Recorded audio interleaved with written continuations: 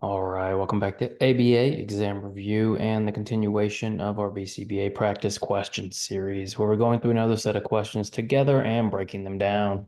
If you're new to the channel, welcome. If you're returning, welcome back. Please subscribe. We would really appreciate it. Check out behavioranalyst.study.com for all of our study materials, including our combo pack. When you pass your exam, let us know so we can include you in the Sunday shout out. Work hard, study hard. Let's get going. David gave up eating sugar and sweet treats 5 years ago in an attempt to avoid diabetes. Diabetes tends to run in David's family. Unfortunately, David went to the doctor today, and the doctor informed David that he will likely need to start medication to treat early signs of diabetes. Even though David quit eating sugar, the diabetes in his family is most related to what? The key point here, and it's why we always focus first on the question and we read carefully, is the question is asking about or most concerned with the diabetes in his family. We know David gave up eating sugar. We know he quit eating sugar, and yet he still got diabetes. And why? Well, likely because it runs in David's family. So when we're talking about the history of a client, we are thinking about history in typically two ways. Learning history, so history with ABA, history at school, history of parents. What does their own personal history look like? And then we think about the history of genetics, the family tree, right? The human race, evolution. And there are two different ways to view that history. So diabetes in the family is more related to what? Is that related to David's own personal learning history or his family? Well, much more related to his family. And so when we talk about learning history, we're talking about ontogeny. When we talk about genetics and evolution, we're talking about phylogeny. So if we look at A, operant conditioning is what we deal with when we talk about consequences controlling behavior. And there's a chance diabetes runs in his family because of operant conditioning. But is there a better, more clear answer? What about B, the ontogenic history of the client? Like we just discussed, ontogeny has to do with that personal learning history. If we look at C, the phylogenetic history of the client, that's what we're talking about when we talk about genetics and the evolution of humans and David's family. So the answer is going to be C. And this is tied into what we call selectionism. That is that assumption that we want to know. Selectionism has to do with learning history and both genetic history and evolution. A software company is training employees to use a new complex program. To make learning easier, the training team breaks down the process into smaller, manageable steps, such as opening the program, entering data, and running reports, teaching each step in sequence until the employees master the full task. What technique is being used to break down the process? Very straightforward question. And when you get an easy, straightforward question on your exam, you don't overthink it. Trust your prep, answer it, move on. Now, this is another question where you have to read carefully.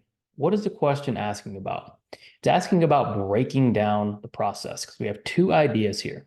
One, right, it's the breaking down of the process into these manageable steps, just like we would take a behavior and make it into manageable steps. And then it's actually teaching those steps.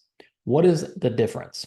Well, a task analysis is when we're actually breaking down behavior or breaking down the process into manageable steps. We're actually doing the task analysis. Chaining, B, is when we're teaching each step. The question is concerned with the breaking down process, not necessarily the chaining process. C, conditioning. We're not discussing conditioning at all here, so conditioning should not be relevant. And then D, discrete trial training.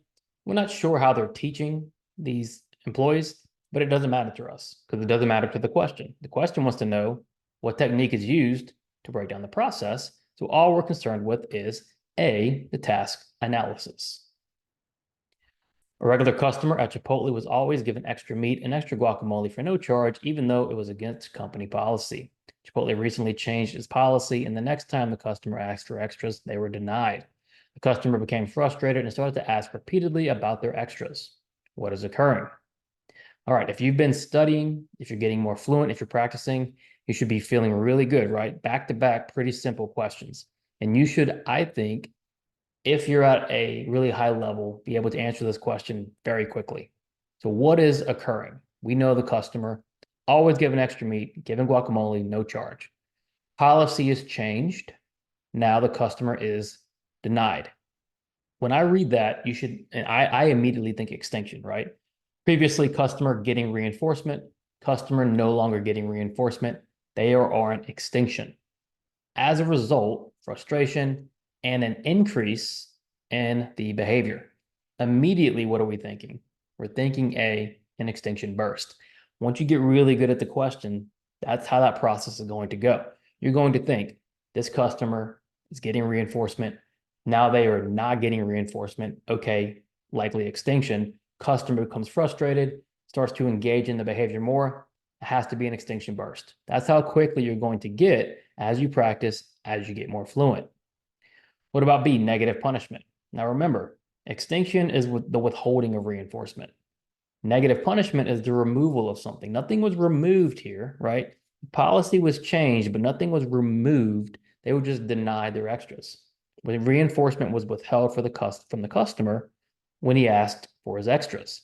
Same thing with positive punishment. Withholding versus adding or removing is that primary difference between extinction and punishment. And then D, spontaneous recovery. Spontaneous recovery occurs after extinction is done, after the behavior is already extinguished. We are in the process of extinction. Customer comes frustrated, increases their behavior. They're going through an extinction burst. A worker in a manufacturing plant was receiving bonuses based on their productivity in one department. When transferred to another department with no bonus system, their productivity decreased in the new department, but their productivity in the original department improved even more. What likely occurred? So let's think about what might be happening here. And some pretty straightforward questions today. That's fine, right? When we get these straightforward questions, we're not overthinking it. Let's just answer it and move on. There's a lot of questions on the exam. Many are going to be easy if you're prepared. This worker gets bonuses, so reinforcement. Start thinking like that, right? All right, he's getting bonuses based on productivity. Now he goes to this other department, no bonus system. In that new department, their productivity decreased. Well, why? Well, the reinforcement schedule changed. In the original department, their behavior or productivity improved even more because in one department, they're getting reinforcement, and the other, they're not. So what do we call it when we're talking separate environments, different schedules, and behavior rising and falling, inversing each other? A, resurgence. Resurgence has to do with extinction. This is a good fluency check.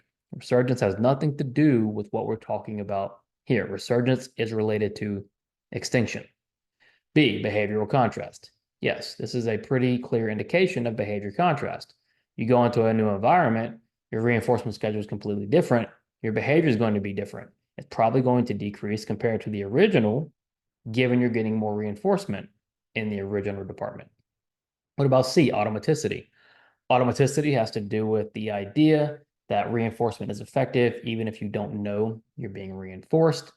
Not what we're dealing with here. And then D, positive punishment.